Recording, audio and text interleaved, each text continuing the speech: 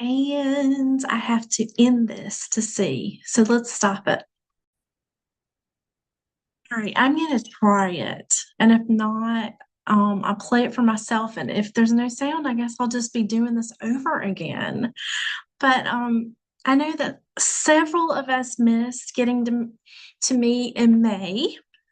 And I wanted to do a little quick overview because I am taking a little break for the rest of the month. My baby is coming home from college on Thursday, and then we're leaving to go to Pennsylvania and to Texas, and we get back the end of the month. So I wondered if y'all have been practicing a habit of writing 10 or 15 minutes a few times a week, and I hope that you have. I've had a great time just these first 12 days of May thinking about the theme of dance that I chose. And some of us started out the first meeting working on metaphor, considering how we might describe our day that we'd had that day as a kind of dance. The second time we met in May, we were meeting in the morning, and I thought, what do we think our day is going to be like?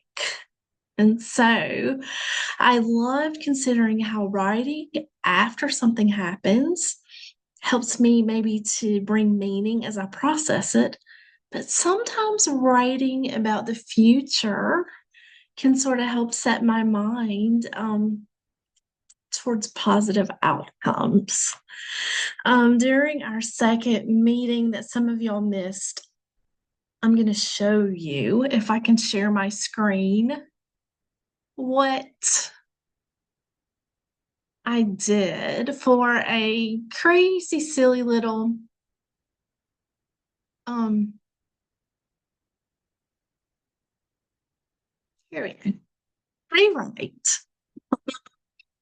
Oh, I said today will be like, and we talked about that. But for the right into the Zoom, we did this exercise where we wrote the alphabet down the side of our page or down the side of our screen, and we just took a couple of minutes to write sort of an acrostic, you might call it, poem. It didn't have to actually go together, but we had a little fun with it. And after we came back from doing that, we laughed at sometimes where it took us and how hard it was. I think it took me, for some reason, that day to memories of my daddy. It took another one of our participants. Pretty sure she thought about her sisters. Um, but we remembered that when we write, we're creating images on the page or screen where we try to engage imagination. And when we do that, we're showing. So we're using what we see, what we hear, what we taste, what we touch, what we smell. We're invoking sensations of movement and emotions to create that scene. But in between scenes, we're also going to have a little bit of telling. In the first session, we looked at Unglued, an essay in Literary Mama, and how she wove the telling and the showing, sort of like a dance. But during the second session, I looked especially first at words. And we kind of played with the words. We thought about how the words are made up of sounds, and those sounds can be soft or they can be harsh, that the words themselves can have a rhythm, depending on a lot of times how many syllables they have. And when they are combined to make stanzas in poetry or sentences and paragraphs in prose, they create a sort of rhythmic pacing. And we looked at several examples of different kinds of pacing, both in poetry and in prose, and considered how that pacing itself really created a mood and often added to theme. So, the two poems that we looked at, I'm going to have to make this big so I can use a hyperlink. The jazz-like poem that we looked at was Gwendolyn Brooks's We Real Cool. And I'm going to send you a May newsletter that's going to have a link to that. And after we looked at that jazzy sounding poem, we looked at an older poem that's rhythm was more slow and waltz like a slow dance. Similarly, prose can do that too. I think it's easier to notice in a poem. But for prose, we looked at a short little couple of sentences from a novel by Toni Morrison that's actually called Jazz. So you'll see here, when all the wars are over and there will never be another one, at last, everything's ahead. Here comes the new. Look out. There goes the sad stuff, the bad stuff, the things nobody could help stuff. And we contrasted that to what I would consider a waltzy like rhythm. In this first little bit from out of Africa, I had a farm in Africa at the foot of the Ngong Hills. The equator runs across those highlands 100 miles to the north, and the farm lay at an altitude of over 6,000 feet. After that, y'all, we actually said we could make our own words sound a little jazzy like or more lyrical waltz like. And I suggested that during the free write time, that each participant return either to the prose they wrote previously. Some of y'all wrote about dancing, and look at it.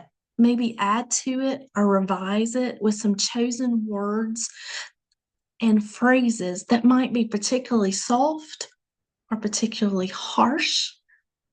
Slow tends to be those quick, often one syllable words, and the short sentences. And the fast, I felt like, kind of comes when we use harsher maybe sounds. And you know what? I got it backwards, but you get what I'm saying. Sometimes sentence length makes you go slower. The prompt that I used Saturday morning during that meeting was I returned to my alphabet of words from the writing to the Zoom 2-minute write, and I decided I'm going to do that exercise multiple times. I'm going to write it again, an A word, a B word, a C word, a D word, all the way through, and try to intentionally choose words that had soft sounds only. And then do it again and intentionally choose words that have harsher sounds. And I was going to do it 2 more times. But what I found out was the soft words tended to have multi-syllables already, and the harsh words tended to have, more often than not, just one syllable. So basically, during the second session in May, what I did was just let us play with the dance and the sound of words and the rhythm of sentence length. And one of us, I know, revised, and some of us just got a really fun collection of words that we may or may not use in some of our future writings. I hope that I will see y'all in June. And in my newsletter that I'm going to send out, and this is it, I'm going to put some dates down here, June dates. And I would love for you to tell me. I put a lot of dates in June down. But But do you like Saturday mornings, the particular Saturday morning of the 7th or the 28th this coming month? Do you like Sunday nights, Tuesday nights, or Wednesday nights? And when I get that information, we'll see what the four best dates are. And I will get June dates out to you by the 15th of the month. Before I send this out, I'm going to try to drop this video right here. Can I? Maybe. We'll see. Unshare. Stop share. I'm a mess. All right, and I'm going to end the meeting.